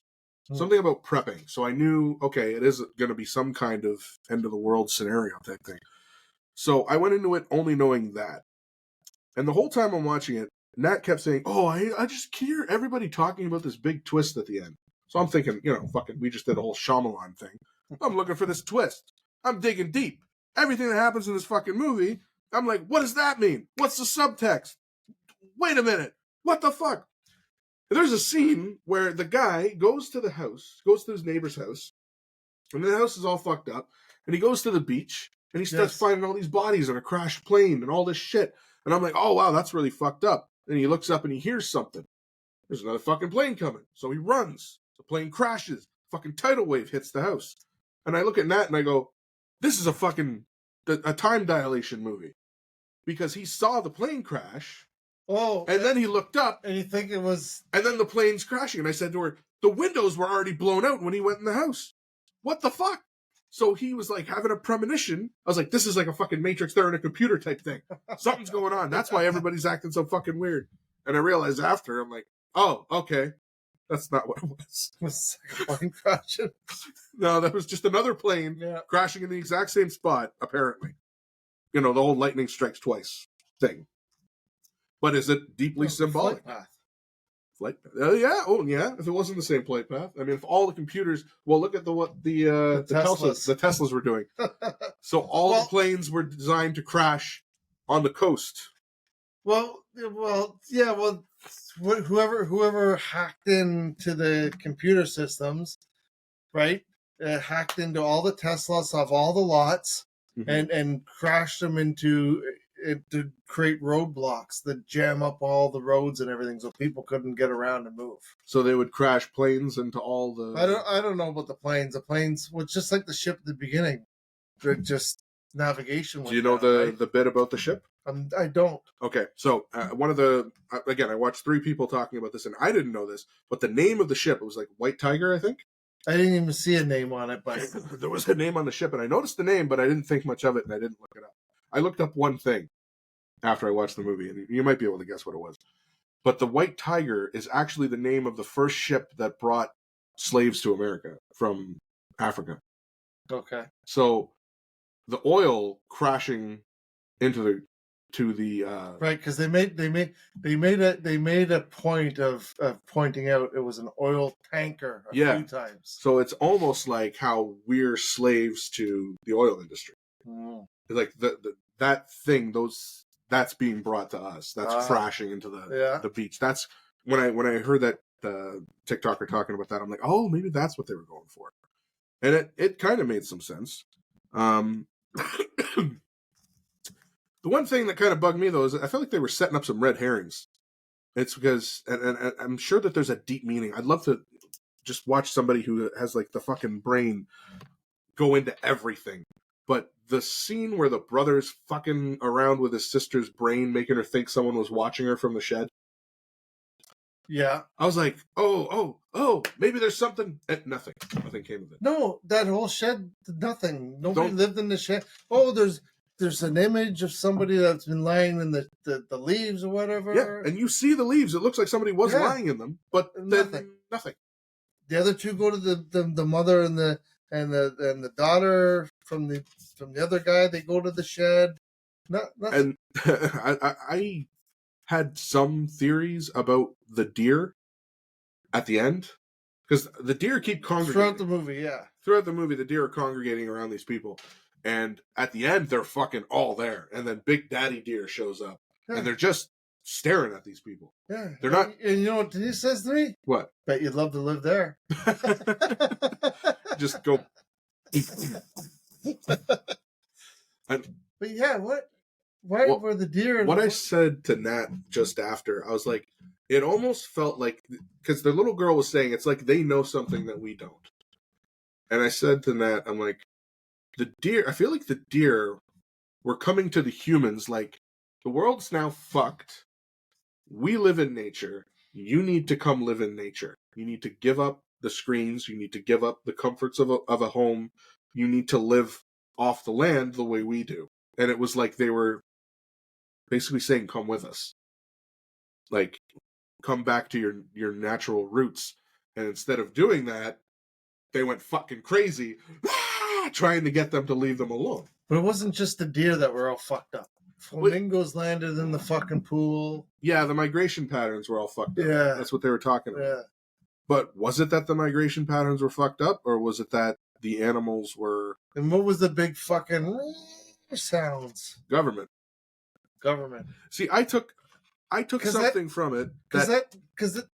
Sorry, because it's okay. Because they were talking about when they went to Kevin Bacon's place to get medicine, he was talking about the sound waves or the shock waves or sonic thing that happened down in fucking Cuba or whatever. Yeah, and everyone went with nuts fucking and their people. teeth fell out. It actually happened, right? Yeah.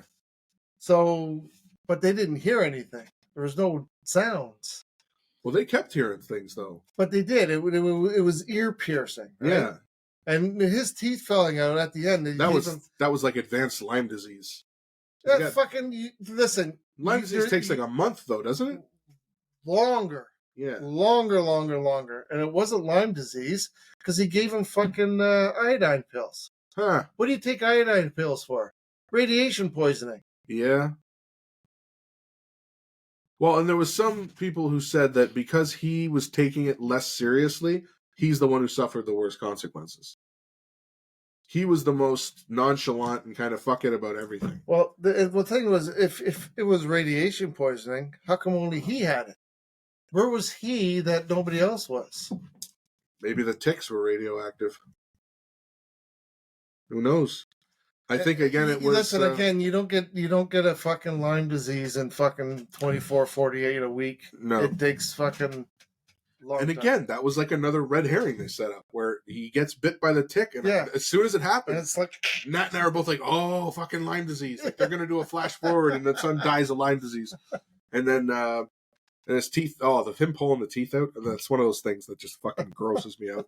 And I kept thinking, if he takes the medication, would it fix things enough that he would keep his teeth? And if that's the case, rest of his teeth. If that's the case, if he fucking pulled them all out, if he hadn't pulled them all out, would he have eventually been okay? But no, he kept ripping them out. Ugh, that grossed me the fuck out. Yeah.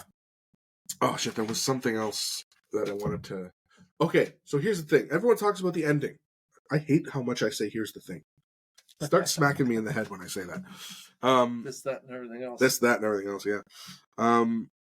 At the very end, what I got from it, and maybe I'm way the fuck off base, but what I took away from it is that it was not an attack from outside America.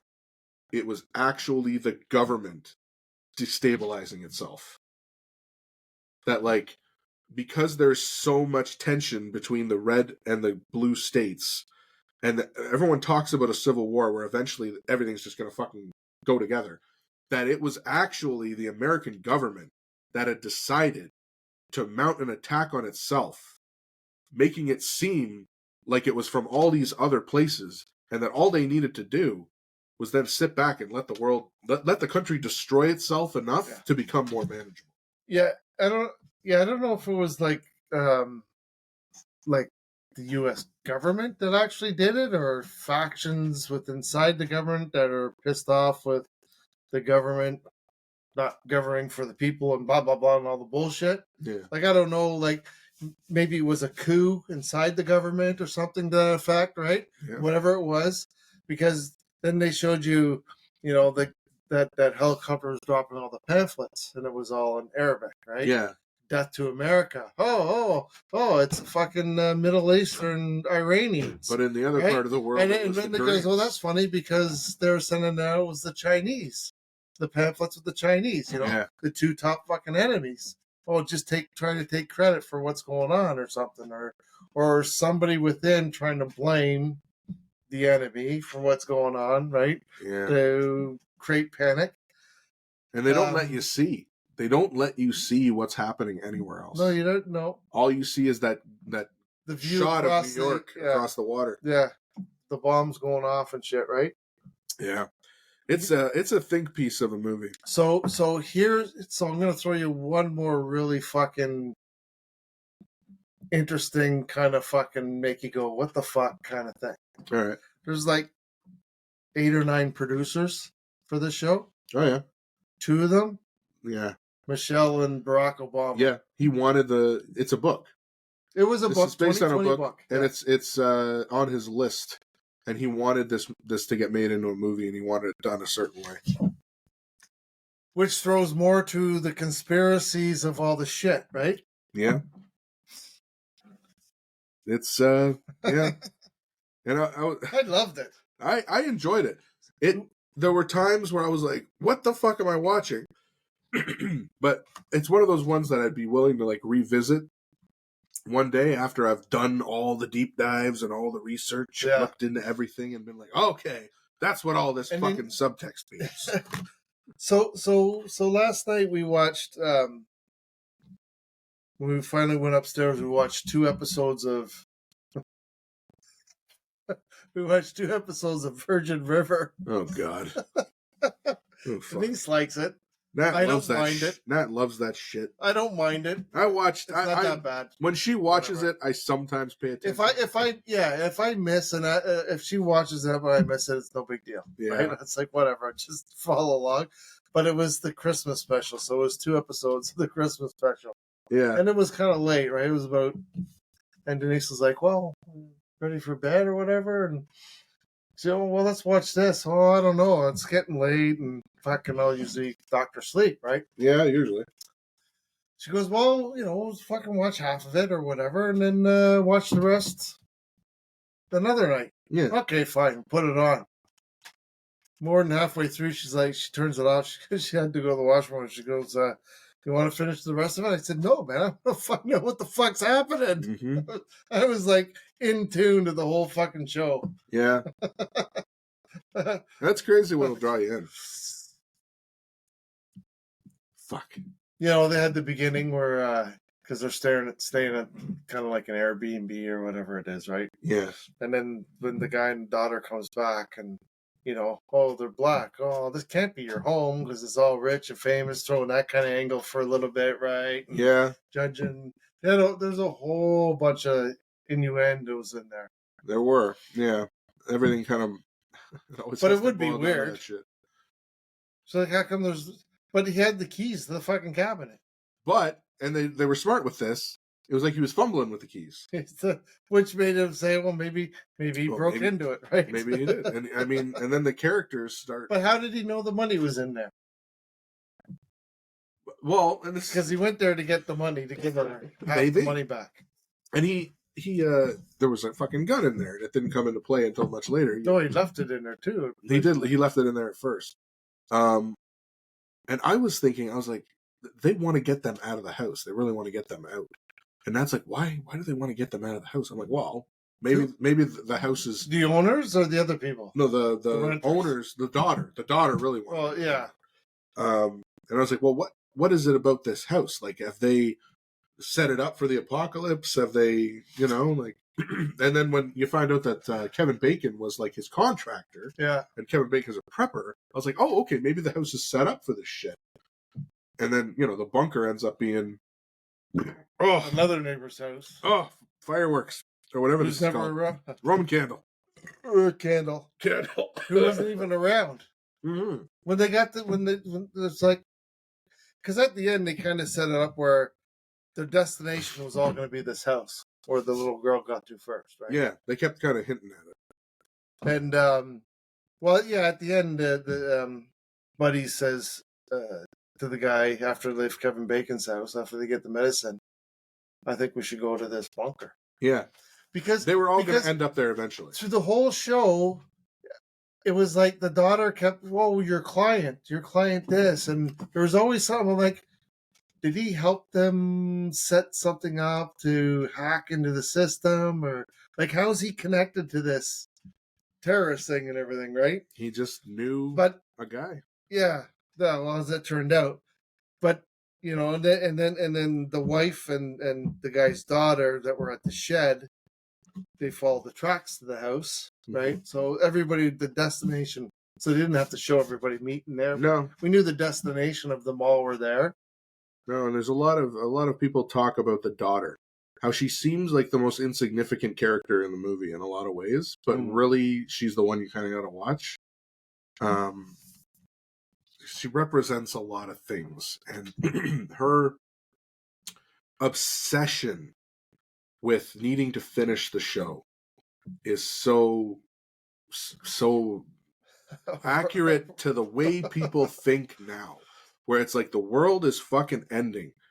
The people around you are in peril.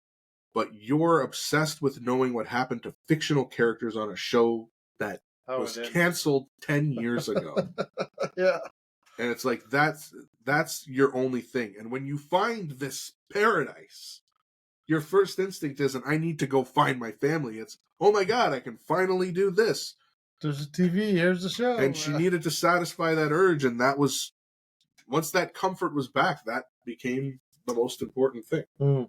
You know? And it's like if Obama was setting this up as a warning, it's not that, hey, the world's going to end. It's that if anything ever happened, we are not equipped to survive it. Mm. Because we are fundamentally flawed as people. And we've gotten away from... Especially people that live in the city. Because they rely so much on... Oh, fuck me, man. We talk about it. And fuck, move north by a truck. We talk about it all the time. Yeah. I can't... I don't understand how city people don't go fucking crazy every day living the way they do there. It's just insane. And they don't show the city, really. It's fast. It's fast. Yeah. And if anything ever goes wrong, it turns into a fucking meat grinder. And everyone just starts dying in mass numbers. So we were over at my mom's a couple of weeks ago. It's her 91st birthday. And my sister-in-law, my oldest brother, his wife, we were talking about back when, I think it was in 2000, with the blackout, the Eastern Seaboard blackout. Yeah. Remember that? Yeah. Were you... Well, you're from out this way. We were in Berrien, and we were talking about... We were like... kind of mentioning, fuck, if it happened now or something. And I said, well... when it happened back then, it was just like party in the streets up here and everything. She goes, but they're from the city. Yeah. They go, yeah, but it sure wasn't like that in the city or New York City or anything like that. I go, well, I guess I didn't fucking think about it that way, but glad I don't live in the fucking city. No, it would get crazy. People fucking lose their shit. And then today, it would be even worse than it was back then because everything's so much more on edge. Everybody, you know. And people start seeing the worst in each other as soon as things get hard. Yeah. But that was a really good movie. It was. It made me think. It kept me engaged. Made me wonder what the fuck was going on. And it had these great moments of building tension. I hated Julia Roberts' character in it. You're supposed to. I know. She did such a good job. But the thing is, she accurately depicted the way a lot of people are. You know, those 6 characters. You notice how there's 6 characters, and then there's 6 characters on Friends.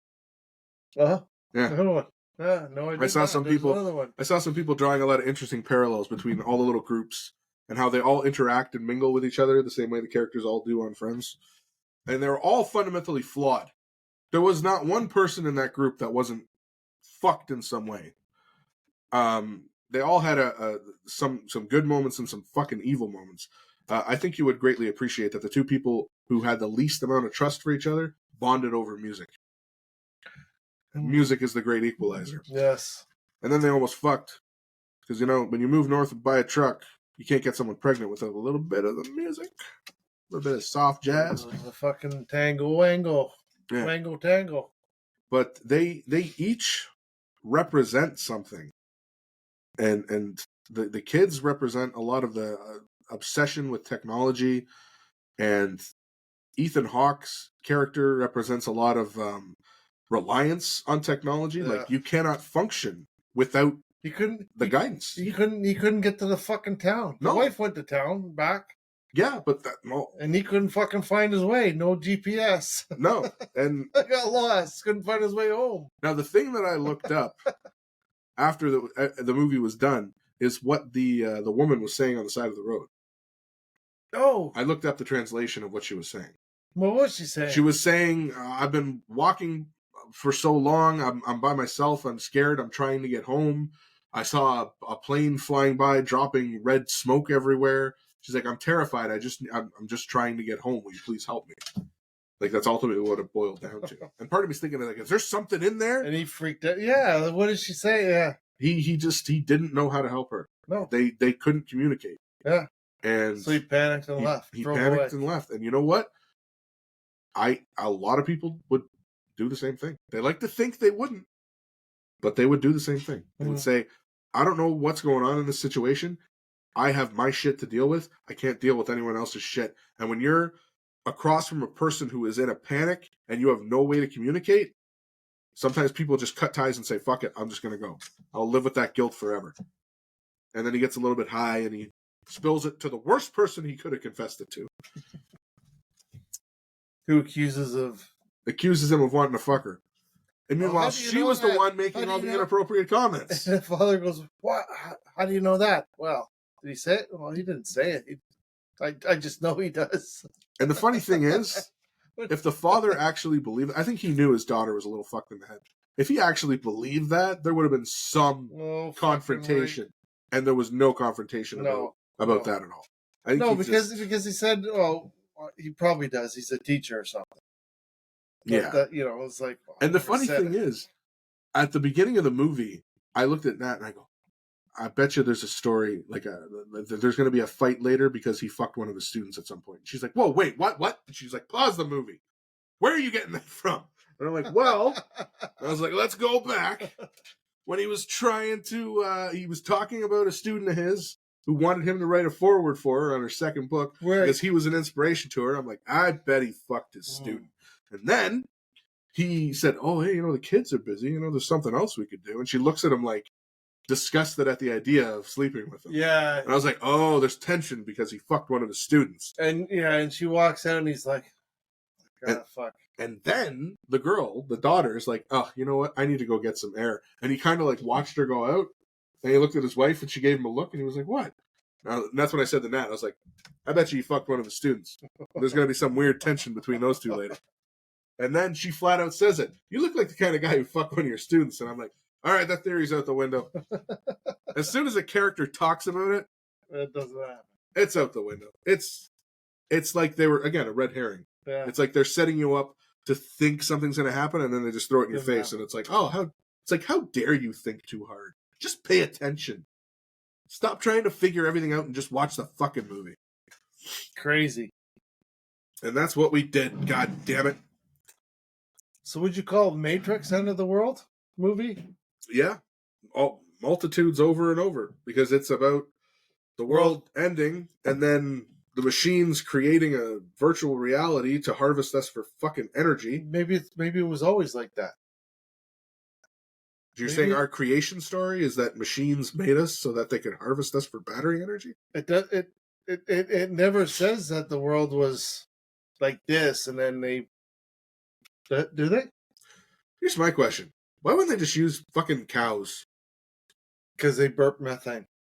Yeah, but and it's bad for the environment. So now we're going to tax them. Fuck. Save the earth.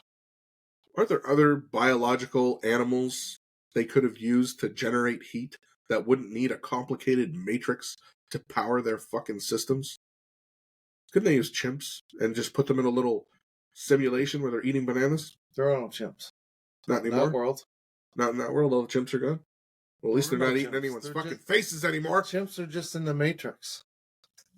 So what you're saying is the chimps never existed? Right. Interesting. So deep. Nothing existed other than these alien machines and humans. Roman candle. And the humans have always been just made to power everything.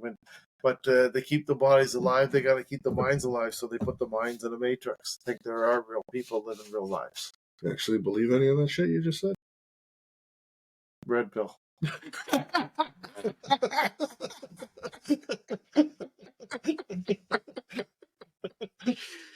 Oh my god. Doug's trying to kill me tonight. He's trying to kill me tonight. Nah, but yeah, end of the world movie. I mean, it's philosophy. Anyone who took fucking college philosophy. So then it's not necessarily the end of the world. It's just the end of... Because the world's still existing. Well, that's the thing, though. The world is still existing. The world will still exist long after everything. Until the sun expands and burns it to a fucking crisp and then shrinks and cools and turns into a solid mass. But no, the world will exist long after we're all fucking dead. Which is why anyone who's like, we need to save the world. It's like, no. We need to stop killing the world till it gets to the point where it kills us, and then it bounces back, and the world will be fucking fine. There's almost nothing we can do to the world to actually destroy it, because it'll just keep going. You going in the fishbowl? I think these are... It's the end of the podcast as we know it. Would you rather be the size of a fly or a tree? Would I rather, as a human being, be the size of a fly or live as a tree? Would you rather be the size of a fly or the size of a tree? Also, like, be a giant or a little... Oh, fuck. Would I rather be the 50-foot woman or Matt Damon from Downsized? Damon. You ever see Downsizing? Yes. Oh, fuck me. What a great premise. Completely wasted. Fuck. I feel like... Fuck. Damon. I think like, if you're the size of a fly, you're fucking dead.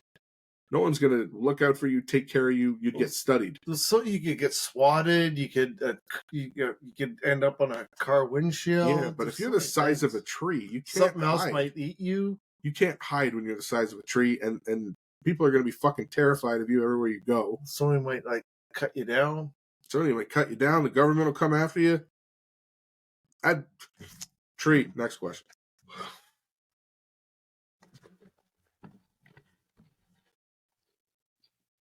I'm Groot.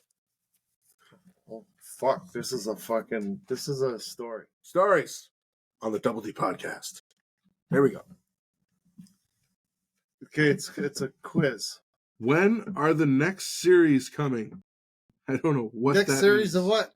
We don't know what that means. That's probably an old comment. Fishbowl questions? It's probably like from 20 minutes ago. 20 minutes ago. The next series. I don't know. When is the next series coming? We're doing questions now. Every Monday at 7:30 in the morning. That's our next series. Oh, yes. Well, that's when we get uploaded. We get drunk on Monday night, and then we upload next Monday morning, because that's usually when the hangover's done. So, if you're running in a race, yes, and you pass the person in second place, yes, what place are you in? Second place. Can you give a second for them to fucking answer the fucking question? Fuck you guys! You're here for me. I'm not here for you. You come for the hat and the glasses and the flannel. Did I say flannel? The flannel. Second place. Sorry, Doug. Sometimes I think it's just for me. I forget that it's for everyone else. Why is sandwich meat round when bread is square? You want me to answer that one? Nope. Okay, answer it. Because fuck you, that's why. That's what they think of us. 4 bites out of your sandwich are gonna taste like shit. The rest will be a meaty explosion. Of course, you could always cut the bread to be a circular sandwich. Or layer out the meat. No, don't eat fucking bread. It's not good for you. No. Unless it's made with organic. Organic. Don't have bread with folic acid on it. Don't eat enriched. No, I'm not big into the enriched. Yeah, nobody. What do you got next? How many months have 28 days in them? All of them. Who wrote these? I did not. I feel bad. I haven't slept. What superpower would you not want? Oh, well, that's interesting. Like, what's the worst? Now, here's the thing. Oh, smack me in the head. I said it again. Ah, fucking deserve it. Are we citing a superpower we've seen in something and we wouldn't want it, or just coming up with a bad superpower? Whatever. Because I saw there's some pretty bad superpowers in The Boys. There was one guy. There's dick just grows and he uses his dick as like a fucking weapon. That would be a pretty lousy fucking superpower. I don't know. That'd be good. In Family Guy, Meg had the superpower where just her fingernails grow really fast. It's the fucking worst superpower. There was this thing I saw once. It was a post, and it was was like, which of these would you rather have? And it was a list of all these abilities, but they were all fucking terrible. One was like, you could turn into a lamp for 1 hour once. That's like your super ability. I don't know, the worst superpower you could have would probably be to hear the inner monologue of white women complaining about things. But that's all you can hear. Just everywhere they go. That's shit to complain about. Yeah, if you just constantly heard people's fucking thoughts, that would be fucking maddening. Yeah. Roman candle. Roman Candle. What the fuck? Oh. It's a gassy one. It's a gassy episode of the Double D. Would you rather have a spoon when you need a knife or a knife when you need a spoon? Oh, spoon when I need a knife. I can cut shit with a spoon. It's just got to work at it. If you only have a knife and you're trying to eat some soup, you're fucked. That's my take on it. Or you just pick up the bowl and do this. Well, that's also true. I mean, I guess that's better than... Oh, fuck me.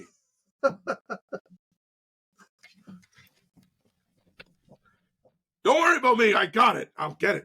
There we go. All right. Anybody else? Fuck you guys. Is there plane anybody crashes on the border of Canada? No.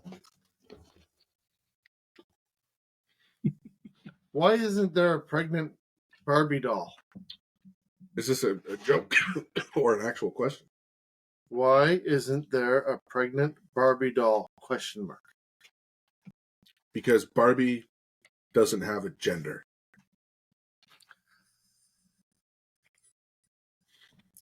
She doesn't have a twat. Well, she don't. She ain't making no eggs. That ain't the answer though. Oh. Not here. Okay, what's the answer? Because Ken came in a different box.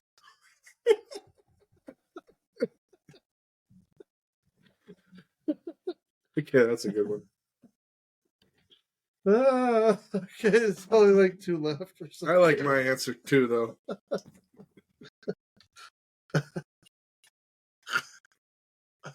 Sorry. It's okay. Would you rather speak?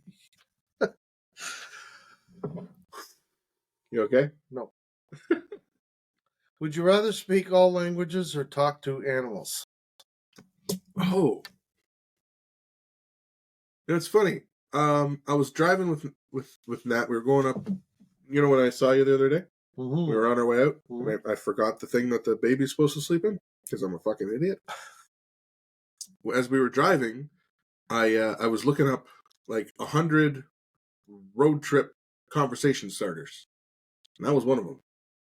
And I asked her, I was like, "Would you rather talk to animals or know all languages?" And she said, "Yeah, yeah, it's interesting." So she said, "Know all languages," and I was like, "Okay, cool, but wouldn't you want to?"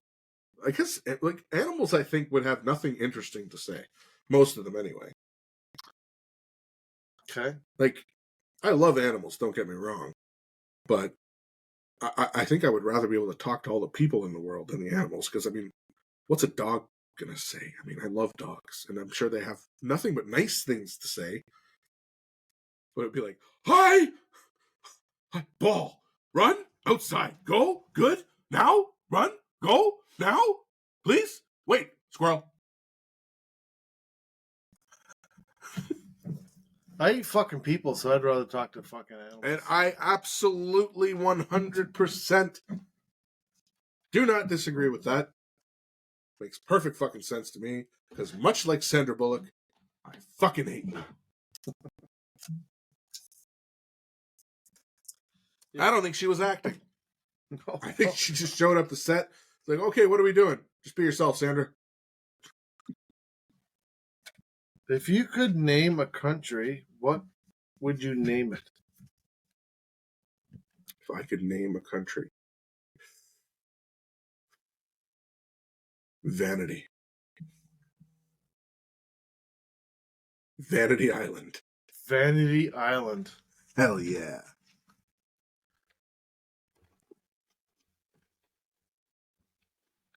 A place where the only geography, the only history, the only English we learn is about ourselves. All right, last one. Last one. What's your most hated mode of transportation? Ooh. Well, as sad as it is to say, I've never been on a train, like a train. I've been on like subways and shit. It's not the same. Oh, actually, no. Maybe that's a lie. Maybe that fucking train in Venice was a train. Oh shit! Yeah, okay. I have been on a train. Went to Venice from Rome on a train, and it was the worst fucking experience of my life. Really? Yes. Imagine a zombie apocalypse without the zombies. We went to Venice from Rome, went around Venice, which was a fucking cesspool, almost as bad as Paris. And then when we were coming back, there was a fucking concert in Rome somewhere. So every stop was filled with people. The train was already packed, and everyone's trying to get on the fucking train. And the train's already packed. There's like 7,000 people on the train. We're all shoulder to shoulder, crushed. People got luggage. And everyone at the stops, the platforms are all full. Everyone's trying to get to this fucking concert, and they're all piling out of the train. And me and my father-in-law are fucking fighting people off at the doors and shit. Trains. Final answer. Interesting. Because of that experience. I've been on lots of planes and lots of buses, and I've never had experience quite like that. That unpleasant. That train experience was very unpleasant. But I'm sure if I went on a train from here to BC and just took in the mountains and the Canadian Shield and, you know, got blown somewhere between Alberta and Saskatchewan, I'd love trains. Awesome. Truly. How about you, Doug? Yeah, you know, like running.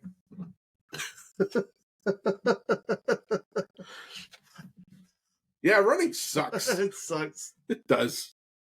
Unless you're running from gorillas. Big copious amounts of fucking dick. Yeah. But, you know, if it's you and David running from a gorilla, then running's not so bad. Fuck. Listen, I'll just triple. Leave him behind like fucking Otis from The Walking Dead. Shoot him in the fucking knee. Shoot him in the knee, leave him behind. Sorry, Otis. Somebody's got to die. Well, there's fucking 65 billion other fucking end of the world movies, but we're not going to get to them tonight. No, we can't. And we're just about to hit that good old 2-hour mark. So, if, you know, here's a question you can put for this one. If there's any end of the world movies we didn't touch on, or scenarios, oh shit, we didn't really go into the whole prepper thing. We'll save that for another one too. If there's anything we didn't touch on, check below, as there will be a question spot for what did those fuckers miss this time? Da-da-da. Da-da-da. Well, move north? No, fucking, yeah, move north. Buy a truck. Wait, do you buy a truck first, or do you move? You move north first. Move north. Buy a truck. Get someone pregnant. It used to be buy a Jeep. Buy a Jeep. That was the OG. Bye, fuckers. Hey, now we're on to our Patreon episodes. Hey. Hi, guys. Somebody gonna get pregnant. Watch out, you better watch out, cause somebody gonna get pregnant. You better watch out, you better watch out, cause somebody gonna get pregnant. You better watch out, you better watch out, cause somebody gonna get pregnant.